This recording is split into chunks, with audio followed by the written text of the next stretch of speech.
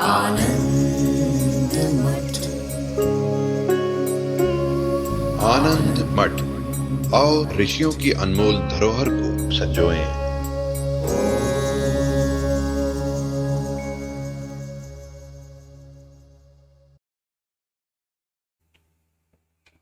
प्रश्न ये है कि जब केवल जागृत और सुषुप्ति दो ही अवस्थाओं से काम चल सकता है, तो स्वप्नावस्था क्यों बनाई गई? अच्छा प्रश्न है। विषय भोग के लिए जागृत अवस्था और विश्राम के लिए सुषुप्ति। तो अब स्वप्न का तो कोई औचित्य नहीं दिखाई देता है, तो बनाने वाले ने क्यों बनाया? क्या तेरे मन में समाई?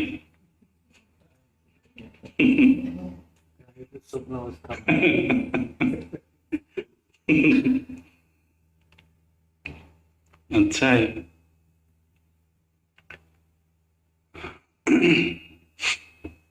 स्वप्नावस्था इसलिए बनाई गई ताकि जागृत के मिथ्यात्व को समझा जा सके। जागृत मिथ्या है, इसको समझने के लिए कोई दृष्टांत भी तो होना चाहिए।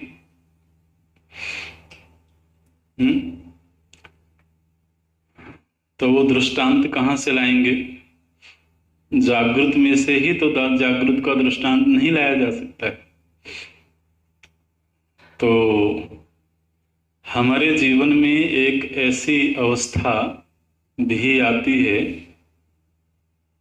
जिसमें हमारा सारा व्यवहार होता है, जिसमें सुख दुख भी होते हैं, लोकप व्यवहार भी होते हैं, और बाद में ये भी पता लगता है कि सब कुछ होता हुआ भी कुछ नहीं हुआ। तो शायद ऐसा ही कभी जागृत के साथ भी लगने लगे। अच्छा, स्वप्नावस्था सत्य नहीं है, ये स्वप्नावस्था में रह करके नहीं मालूम पड़ती है ना। इसी तरह से जागृत अवस्था में रह करके क्या जागृत प्रपंच मिथ्या है ये मालूम नहीं पड़ेगी, और हम कोशिश करते हैं कि मालूम पड़े।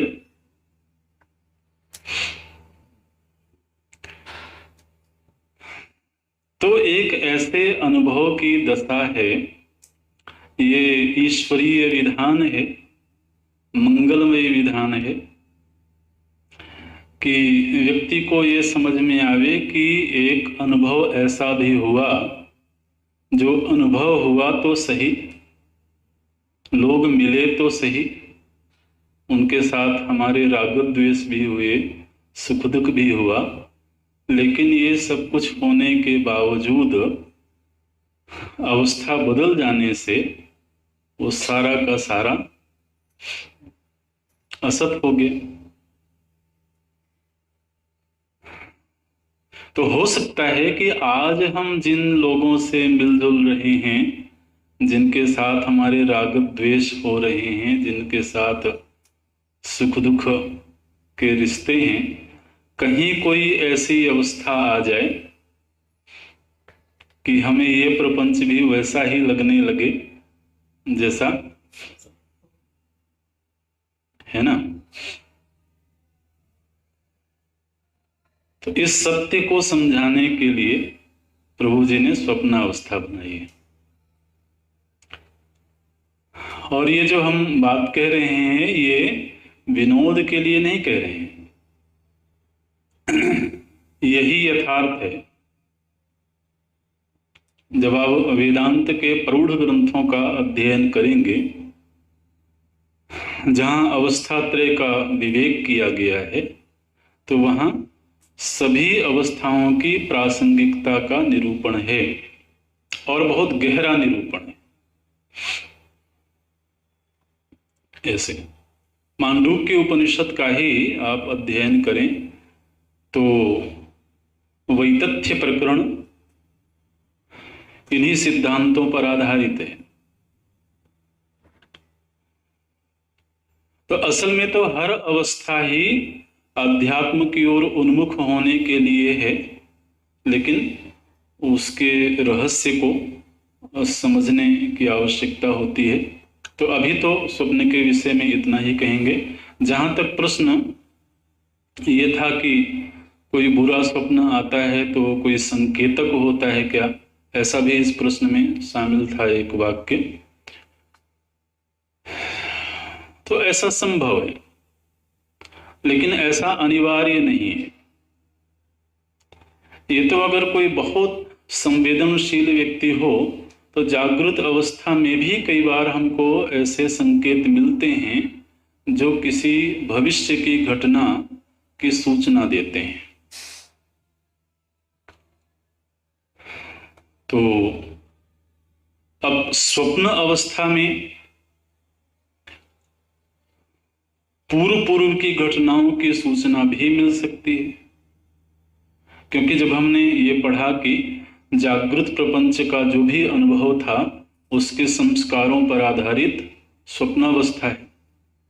तो जिस जागृत में हमने जिन अनुभवों को संजोया होगा, उन अनुभवों के जो संस्कार पड़े होंगे, वो संस्कार अगर स्वप्न में उद्भूत हो रहे हैं तो इससे ये भी संकेत मिलता है कि हम पूर्व में किन परिस्थितियों में रहे होंगे, उसका कुछ हम अनुमान कर सकें। ऐसे ऐसे दृश्य कई बार स्वप्न में दिखाई देते हैं जो हम इस जन्म में कभी नहीं हमने देखा है। ऐसे भी दृश्य दिखाई देते हैं। ये तो हमारा खुद का भी ऐसा अनुभव है। इस स्वप्न में ऐसे ऐसे दृश्य आते हैं जो हम जानते हैं कि इस जीवन में जागृत के किसी भी काल में हमने उन दृश्यों को, उन परिस्थितियों को नहीं जिया है। तो फिर वो इस बात का संकेत करते हैं कि पूर्व के किसी जीवन में जरूर वो दृश्य देखे गए होंगे। तो पूर्व घटनाओं का भी संकेतक हो सकते हैं या भावी घटना का भी संकेतक कोई दृश्य हो सकता है। उसमें फिर केवल बुरे स्वप्न ही नहीं, अच्छे स्वप्न भी हो सकते हैं, है ना। अब जैसे किसी को अगर भगवत दर्शन होना है तो उसका पूर्वानुभव स्वप्न में हो सकता है, संत दर्शन मिल सकते हैं, सत्संग मिल सकता है। तो शुभ अशुभ दोनों ही तरह के दृश्य हमको आगामी घटनाओं की सूचना दे सकते हैं। यस।